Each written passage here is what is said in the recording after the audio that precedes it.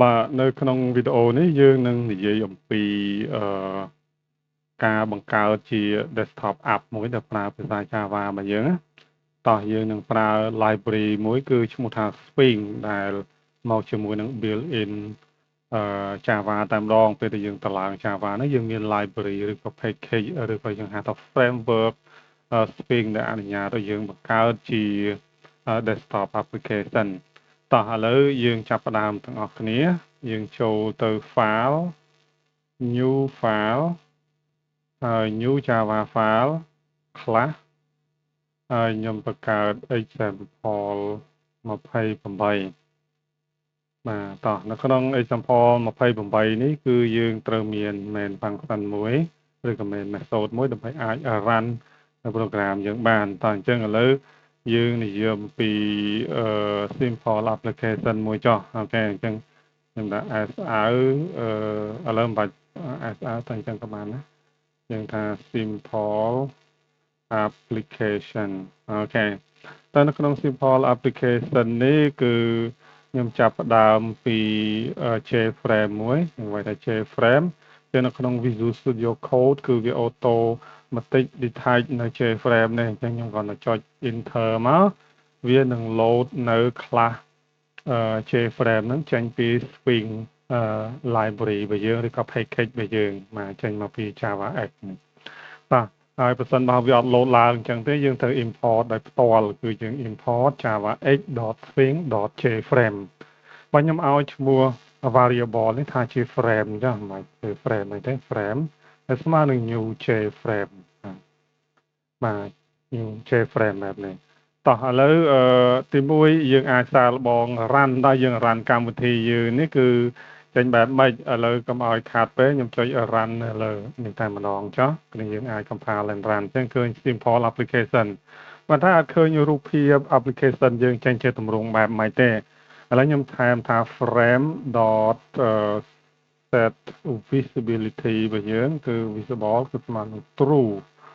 មកហើយខ្ញុំព្យាយាម run application យើងម្ដងទៀតនៅពេលហ្នឹងឃើញថាចេញមកហើយនេះ application របស់យើងអូខេនេះប៉ុន្តែអត់ឃើញមាន content អីទេបាទហើយទំហំរបស់យើងក៏អត់មានឃើញទេឃើញថាកន្លែង maxima នេះមួយអូខេឲ្យធំមាន minima អូខេបាទឬក៏យើងអាច resize វាឲ្យតូចជាងហ្នឹងក៏បានដែរបាទតោះឥឡូវខ្ញុំបិទវាចោលវិញចាអញ្ចឹងគឺតទៅយើង set visibility នៅ frame ដែលប្រភេទ J frame ចេញពី swing library ហ្នឹងទៅយើងអាចមើលឃើញតោះអញ្ចឹងកន្លែងconsole output ឬក៏ debug output នេះគឺគ្រាន់តែចេញជា message ដែលយើង print ចេញនេះឥឡូវហើយយើងអាចបិទចោលឬក៏លុបចោលក៏បានដែរអូខេតោះឥឡូវខ្ញុំបិទចោលតែម្ដងចុះអញ្ចឹងអ្វីដែលយើងចង់បានគឺ frame នឹងបាញ់មិញតែពេលដែលយើងបិទផ្ទាំង frame យើងបាញ់មិញហ្នឹងហើយឃើញថាវាអត់បាត់ទៅណាទេឃើញកំពុងតែ run អញ្ចឹងខ្ញុំ click ទៅលើ stop icon នេះទៅកម្មវិធីយើងបិទដោយស្វ័យប្រវត្តិណាបាទអញ្ចឹងគឺយើងត្រូវបន្ថែម action មួយទៀតគឺ frame.set បាទខ្ញុំវាយពាក្យថា close បាទគឺ default set default close operation នេះបាទអញ្ចឹងឥឡូវវាយឲ្យត្រឹមត្រូវតាមហ្នឹងគឺ default បាទ close operation មានតែមួយហ្នឹងឯងបាទអញ្ចឹងនៅក្នុងនេះ parameter ដែលយើងត្រូវដាក់បញ្ចូលជាប្រភេទ integer operation របស់យើងបាទអញ្ចឹង integer ហ្នឹងគឺគេមានតម្លៃនិងអត្ថន័យរបស់គេបើ0ចេញអីលេខ1ចេញអីលេខ2ចេញអីលេខ3ចេញអីប៉ុន្តែបើយើងអត់ចាំទេអូខេយើងអាចដាក់នេះតែម្ដងក៏បានដែរយើងមើលនៅក្នុងនេះពេលយើងចង្អុលទៅគឺដំបូងគេនេះមួយគឺ do nothing on close អាហ្នឹងគឺ default value គឺលេខ0យើងបាញ់មិញហ្នឹងគឺពេលយើងបិទ window ហ្នឹងទៅកម្មវិធីយើងអត់ទាន់បិទទេ do nothing អានេះគឺលេខ1 hide on close លេខ2គឺអីគេ dispose on close ហើយលេខ3គឺ exit on close យើង exit ចេញពីហ្នឹងអញ្ចឹងយើងដាក់លេខ3ក៏បានដែរបាទលេខ3ចាអូខេអញ្ចឹងឥឡូវយើង run ម្ដងទៀតចុចលើប៊ូតុង run ទៅបាទអញ្ចឹងនេះគឺកំពុងតែ run ណាពេលខ្ញុំ click ទៅលើប៊ូតុង close នេះទៅឃើញកម្មវិធីយើងនេះគឺបិទដោយស្វ័យប្រវត្តិដែរតែពេលខ្លះយើងពិបាកនៅចាំលេខ0លេខ1លេខ2អញ្ចឹងយើងឃើញថាពេលដែលយើងចង្អុលលើហ្នឹងមិញទៅតងទៅជាមួយនឹង exit on close ហ្នឹងគឺវាជាប្រភេទកង់ស្តង់ ឬក៏ constant ជាចំនួនថេរមួយលេខ3ដែរវាស្តុកនៅក្នុង enumerate មួយគឺប្រភេទ window constant អញ្ចឹងយើងអាចវាយថា window constant បាទពេលខ្ញុំវាយអញ្ចឹង auto complete ហ្នឹងយើងអូសមកលើមកឃើញថាអឺ Visual Studio Code របស់យើងគឺ detect automatically គឺវាចាប់យកដោយស្វ័យប្រវត្តិដឹងថាយើងត្រូវប្រើ window constant ខ្លះដែលចេញមកពី Swing library ឬក៏ package របស់យើងនេះបាទដែលចេញមកពី Java X main package នេះអញ្ចឹងគឺ automatically detect ឲ្យចឹងយើងដតមួយមកអញ្ចឹងងាយស្រួលព្រោះនេះគឺមានលក្ខណៈពិពណ៌នាជាងយើងមិនចាំបាច់ចាំចលេខអញ្ចឹងថាលេខប៉ុន្មានជាស្អីទេតែយើងថា exit on close អញ្ចឹងតាមពិតទៅហ្នឹងគឺជាលេខ3ហ្នឹងឯងនេះស្មើនឹងលេខ3ហ្នឹងឃើញណាវាជាប្រភេទ integer ហើយ exit on close ហើយស្មើជាលេខ3ដូចគ្នានៅតែឥឡូវយើង run មើលហើយបន្តមកទៀតយើងឃើញចេញជា output យើងនៅបាទនេះចេញជា output ដែរខ្ញុំ close ចោលមកវិញតោះមួយទៀតគឺយើងអាចset នៅអីគេនៅសាយរបស់យើងណាអូខេមិញវាឃើញតូចពេកអញ្ចឹងសាយនេះបើយើងចង្អុលមើលសាយសាយ dimension មានសាយwidth high ហោហែបាទឥឡូវខ្ញុំមុននឹងចូលដល់ហ្នឹងយើងគ្រាន់តែវាយប៉ុណ្ណេះហើយយើងចុច control space អញ្ចេះមើលសិនក៏បានដែរយើងឃើញមាន2ដោយសារនេះគឺជាលក្ខណៈអីគេគេហៅថា multi polymorphism គឺអានុគមតែមួយ method តែមួយប៉ុន្តែយើងមាន functionality ផ្សេងពីគ្នាយើងអាចដាក់មួយនេះហើយយើងបញ្ចូល parameter តែមួយអញ្ចឹងក៏បានប៉ុន្តែ parameter នេះត្រូវប្រភេទជា dimension object ហើយបើមួយនេះវិញយើងដាក់2 parameter គឺ width and height ឥឡូវកុំឲ្យសាមញ៉ាំទៅលើ dimension object នេះផ្សេងទៀតយើងយកនេះមក specify ទៅ integer ជាការស្រាយចឹងខ្ញុំយកទី2នេះចុះអូខេមកយើងយកទី2នេះបាទទី2ហ្នឹងចឹងយើងត្រូវដាក់ទី1គឺ width and height អូខេ width យើងយក300 pixel height យើងយក200 pixel ចាចឹងឥឡូវយើង run ម្ដងទៀតមក run ដល់ត្រង់នេះចាអូខេមកយើងចាំមក play សិនដំណើរការមកអញ្ចឹង frame របស់យើងនៅពេលនេះគឺរាងធំជាងមុនណាខ្ញុំអូសមកនេះពីមុនឃើញតែចំណងជើងកន្លែង toolbar នេះមួយហើយនឹងផ្ទាំង pane ខាងក្រោមនេះគឺអត់មានឃើញទេឥឡូវយើង set size របស់យើងហ្នឹងឃើញថា300ហើយហ្នឹងគឺទទឹងនេះហើយកម្ពស់នេះគឺ200 pixel បាទតោះអញ្ចឹងឥឡូវខ្ញុំចង់ដាក់ចំណងជើងទៀតថានេះគឺ simple example អីចឹងចុះអញ្ចឹងគឺ frame .set title យើងមាន method មួយគឺ title ពេលខ្ញុំដាក់ title ហ្នឹងឃើញគេដាក់ថាជាប្រភេទ string ណាឃើញ tooltip ការឡើងមួយបាទអញ្ចឹងវាជាប្រភេទ void method ទេអត់មាន return តម្លៃអីទេហើយ parameter ដែលត្រូវបញ្ចូលជា title ប្រភេទ string ឥឡូវខ្ញុំដាក់ថា application title អីចឹងចុះអូខេព្រោះយើងអត់ដឹងថាបង្កើតជា app អីទៅទៀតយើងនឹងពង្រីក app របស់យើងទៅដោះស្រាយចំណោទបញ្ហាណាមួយតោះឥឡូវយើង run ម្ដងទៀតហើយមើលភាពខុសគ្នាពី apparent គឺពីមុនហើយនឹងឥឡូវនេះយើងឃើញថាកន្លែងនេះគឺដាក់ចំណងជើងថា application title អូខេតោះអញ្ចឹងគឺយើងបានតម្រង់ប៉ុណ្ណឹងហើយនេះគឺជា application ងាយបំផុតរបស់យើងអត់ទាន់មាន label អត់ទាន់មាន text box ដើម្បីបញ្ចូលទិន្នន័យឬក៏បញ្ចូលតម្លៃអត់មានប៊ូតុងដើម្បីចុច run ឬក៏ដំណើរការអីនៅឡើយទេគឺស្វែងយល់អំពី JFrame នឹងប៉ុណ្ណឹងសិនអូខេតោះឥឡូវមួយវិញទៀតខ្ញុំចង់ឲ្យវាមានលក្ខណៈតម្រង់ structure ជាងនឹងបន្តិចគឺយើងផ្លាស់ប្ដូរពីការប្រកាស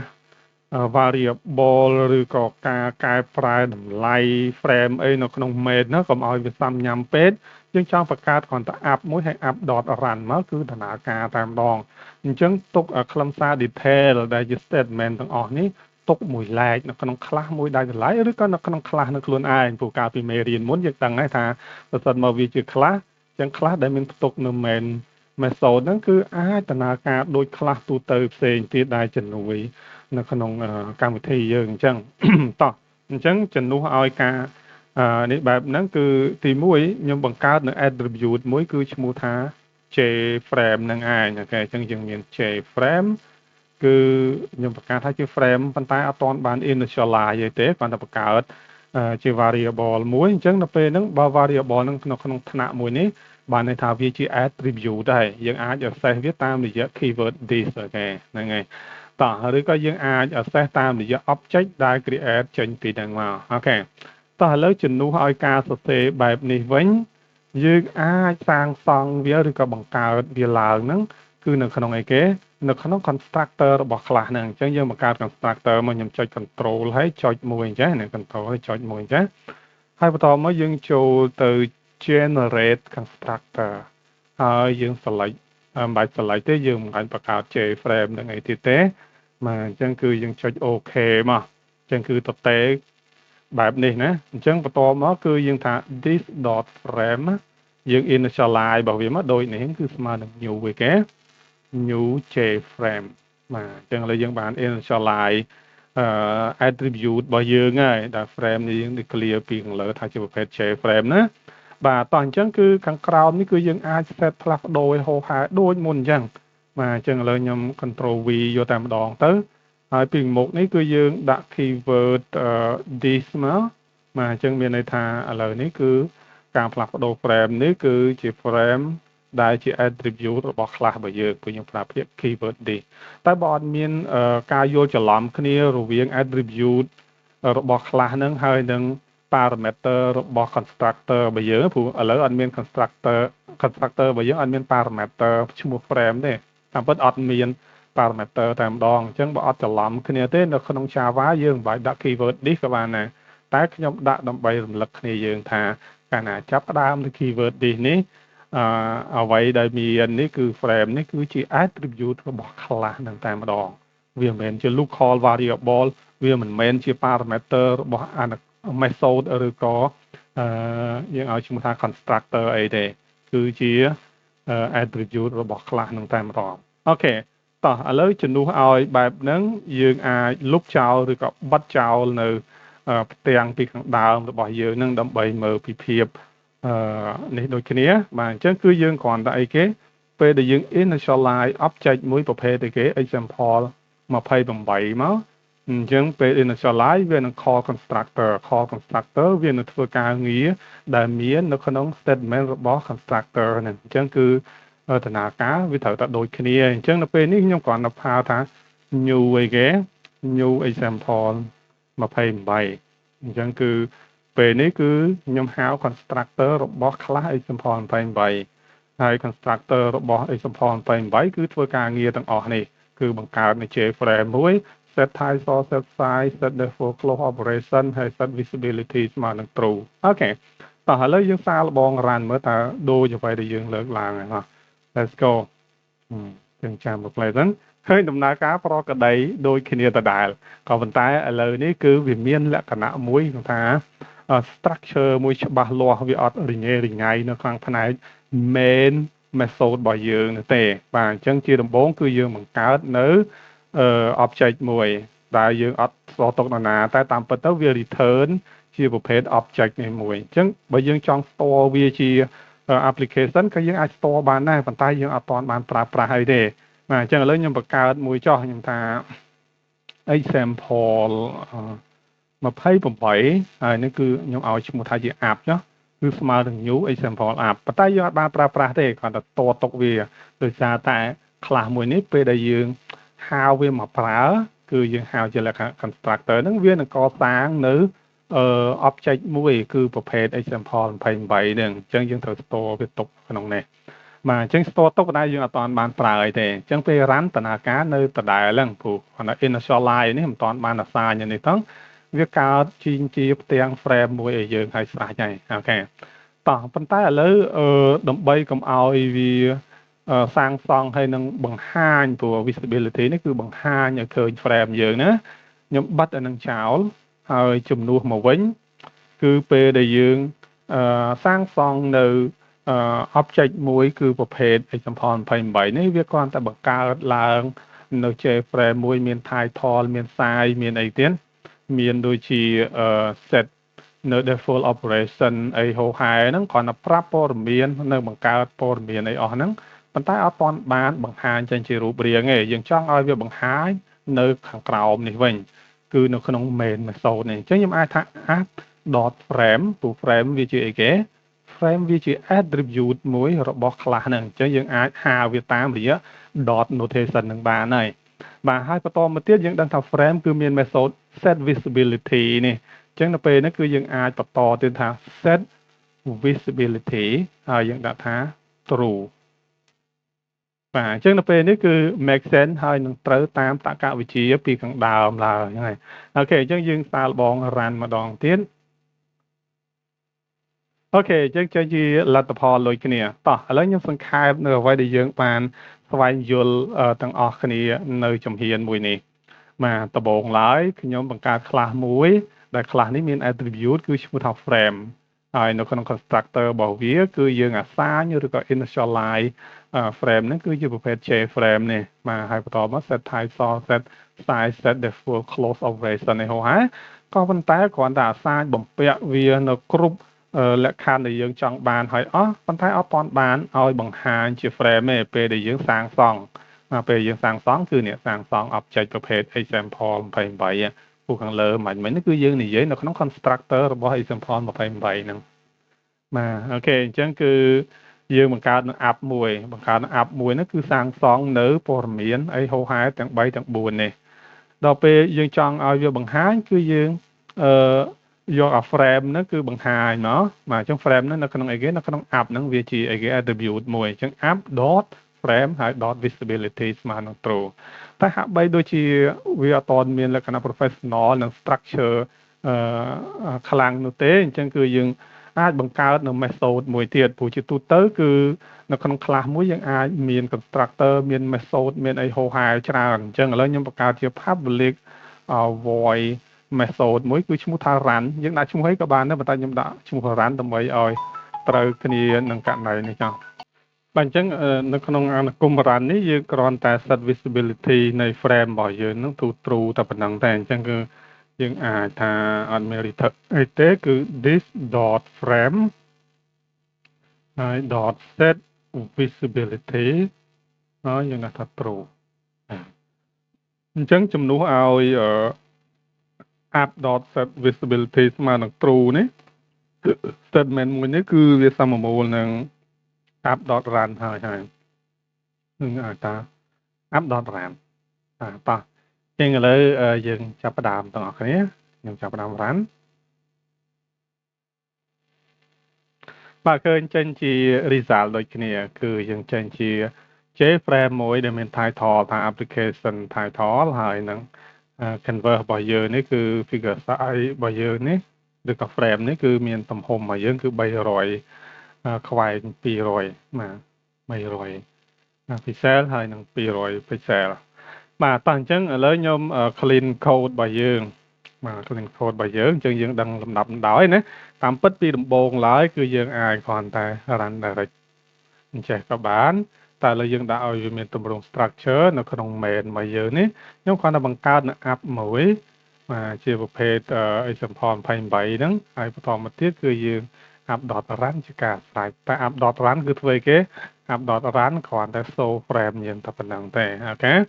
បាទអញ្ចឹងគឺនៅពេលនេះគឺយើងបាន restructure វាចេញពីលក្ខណៈ comment រាយប៉ាយនៅក្នុង main function របស់យើងខ្ចប់វាចូលទៅក្នុងអីគេ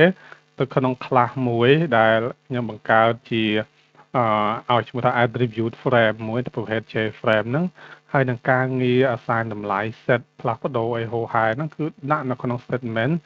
របស់ constructor នៃ class ហ្នឹងអញ្ចឹងពេលដែលយើង instantiate ឬក៏បង្កើតនៅ object មួយគឺ app ប្រភេទ example 28វានឹងធ្វើការងារហ្នឹងគឺការងារនៅក្នុងconstructor គឺមាននៅការផ្លាស់ប្ដូរតម្លៃអីហោហែនឹងការកំណត់ទំហំហោហែហ្នឹងឯងអូខេហើយមួយទៀតនៅពេលដែលយើង construct នៅ object នេះយើងអត់តន់ចង់ឲ្យវា show នៅ frame យើងទេអញ្ចឹងគឺយើងអាចដាក់ថា set visibility ហ្នឹងពេលក្រោយអូខេតែយើងដាក់ឲ្យមានលក្ខណៈ professional យើងថា app.run ទៅអញ្ចឹងនៅក្នុង app.run នេះគ្រាន់តែយើងបដូរ visibility នៃ frame នៅក្នុងថ្នាក់របស់យើងហ្នឹងគឺទៅជា true តែប៉ុណ្្នឹងទេតោះឥឡូវខ្ញុំលុបចោលនៅខ្លឹមសារនេះក៏បានគ្នាយើងអាចលុបចោលក៏បានឬក៏ទុកអញ្ចឹងទុកជា ឲ្យឈ្មោះថាជា comment មួយតាមលំដាប់លំដោយដែលយើងស្វែងយល់និងរៀនបានពីវីដេអូមួយនេះបាទតោះអញ្ចឹងឥឡូវខ្ញុំបញ្ចប់frame យើងតាមប៉ុណ្ណេះសិនហើយយើងនឹងធ្វើការផ្លាស់ប្ដូរឬក៏បន្ថែមបន្ថយហូរហែទៀតដើម្បីឲ្យមានលក្ខណៈ full functionality ជាប្រភេទ app មួយដែលមានលក្ខណៈ full functionality តោះបាទ